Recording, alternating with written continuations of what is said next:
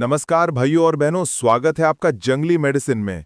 आज हम जिस वनस्पति की बात करने जा रहे हैं उसके औषधीय गुण इतने जबरदस्त हैं कि आयुर्वेद में इसे विषनाशक यानी जहर नाश करने वाली वनस्पति कहा गया है। ये पौधा मिर्गी, माइग्रेन, दमा, कफ, लकवा, यहां तक कि सांप या बिच्छू के जहर में भी काम आता है।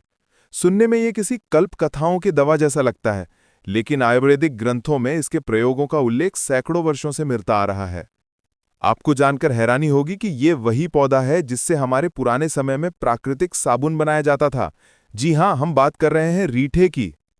संस्कृत में इसे अरीठा, फेनिल, गर्भपातन या रक्त बीज कहा गया है। अंग्रेजी में इसे सोपनट या सेपिंडिस मुकोरोसी कहा जाता है। मराठी में इसे रीठा, गुजराती में अरीठा और बंगाली में रीठी के नाम से जाना जाता है।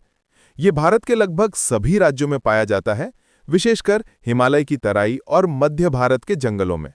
अब आइए जानते हैं इसके आयुर्वेदिक गुण और प्रकृति के बारे में। रीठा का रस तिक्त यानी कड़वा और कटु यानी तीखा होता है। इसका गुण लघु, तीक्ष्ण और संघ्न बताया गया है। वीर्य उष्ण है यानी इसका प्रभाव गर्म होता है। विपाक कटु है और ये त्रिदोषों वात, पित्त और कफ को संतुलित करता है। आयुर्वेद के अनुसार ये कफ-वात विकारों में विशेष रूप से लाभकारी है और पित्त का शोधन करता है। रीठा का उपयोग विरेचन यानी मल शोधन और वमन यानी उल्टी कराने दोनों में किया जाता है, इसलिए इसे शोधन द्रव्य माना गया है। इसका औषधीय उपयोग बहुत व्यापक है। चलिए जानते हैं इसके कुछ प्रमुख प्रयोग जो आयुर्वेद और लोक चिकित्सा दोनों में प्रसिद्ध हैं। पहला प्रयोग है माइग्रेन और सिरदर्द में। यदि अरीठे के फल को लेकर उसे चंदन की तरह घिस लें और उसमें 1-2 काली मिर्च मिला लें, उसका 2 से 4 बूंद नस्य यानी नाक में डालने से माइग्रेन या तेज सिरदर्द में तुरंत राहत मिलती है। ये प्रयोग पुराने वैद्य लोग अक्सर करते थे और इसका असर बहुत शीघ्र दिखाई देता है। दूसरा प्रयोग है मासिक धर्म से जुड़ी समस्या में। जिन महिलाओं को मेंसेस समय पर नहीं आते या दर्द रहता है, वे रीठे के बीज के अंदर के मगज को निकालकर उसे पीस लें, फिर उसकी छोटी बत्ती बनाकर गर्भाशय में धारण करें। इससे मासिक धर्म खुलकर आता है और दर्द या रुकावट जैसी समस्याएं कम होती हैं। ये प्रयोग कई पुराने आयुर्वेदाचार्यों द्वारा बताया गया है, पर इसका उपयोग केवल विशेषज्ञ की सलाह पर ही करना चाहिए। तीसरा प्रयोग है बिच्छू या कीड़े मकोड़ों के जहर में। अगर किसी को बिच्छू काट ले तो तुरंत रीठे के फल को पानी के साथ पीसकर लेप बना लें और काटे हुए स्थान पर लगा दें। साथ ही एक रीठे के छिलके में थोड़ा गुड़ मिलाकर 5 गोलियां बना लें और हर 5 मिनट में 1 गोली देते रहें। इससे जहर का प्रभाव धीरे धीरे कम हो जाता है और दर्द शांत होने लगता है।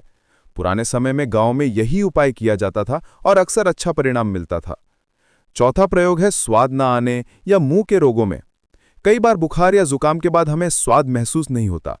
ऐसे में रीठे के छिलके को पानी में घोल लें और इस पानी को मुंह में कुछ देर रखें, फिर थूक दें। दिन में 2-3 बार ऐसा करने से स्वाद वापस आने लगता है और मुंह की सफाई भी होती है।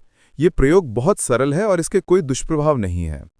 पांचवा प्रयोग है हिस्टीरिया, मिर्गी और दमा जैसी स्थितियों में। रीठे का फेनयुक्त पानी थोड़ी मात्रा में या इसका सूखा चूर्ण चिकित्सक की देखरेख में उपयोग किया जाता है। इससे कफ की अधिकता, दमा, पुराना जुकाम और सांस की तकलीफ जैसी समस्याओं में राहत मिलती है। ये कफनाशक और श्वसनलियों को शुद्ध करने वाला माना गया है।